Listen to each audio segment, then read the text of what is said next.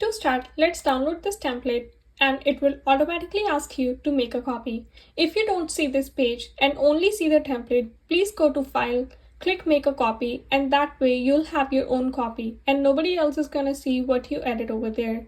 In this case, I'm gonna make my own copy and edit. Before we get started on this video, I just want to say that the only cells you should technically touch are the ones with white color, like these. Step 1 is to select the start date. Double-click on the start payoff date and you should see a calendar. Now choose today's date. Step 2 is to enter all of your debts. You want to name them, give the current balance, the minimum payment every single month, and the interest rate for the whole year. You can order the debts any way you like. You can do the ones with the highest balance first, or the ones with the highest interest rate first. If you want to save the most money, you should aim to pay off the ones with the highest interest rate first.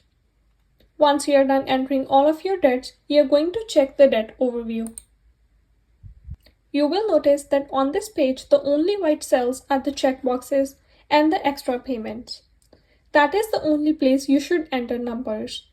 If you scroll to the right, you will see the dates remain here. And if you scroll up, you will see that everything is static here, so it is easier for you to follow. In the debt overview, you'll see your current balance, the amount that you paid off, the debt-free dates, and the months until you get debt-free. At the end of each month, you can check off the box and indicate that you have made this payment. You can also add extra payments next to each debt.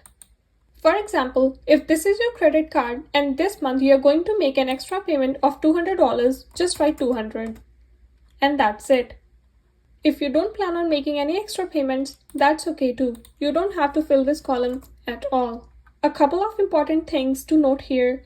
You should only enter the debt that you are actively paying down. Do not enter credit cards that you are currently using because the balance will change every single time you use them. Also, if you open a new loan, you will have to make a copy and then start over by entering the current balances and also the new debt. And if you have any questions, please email me.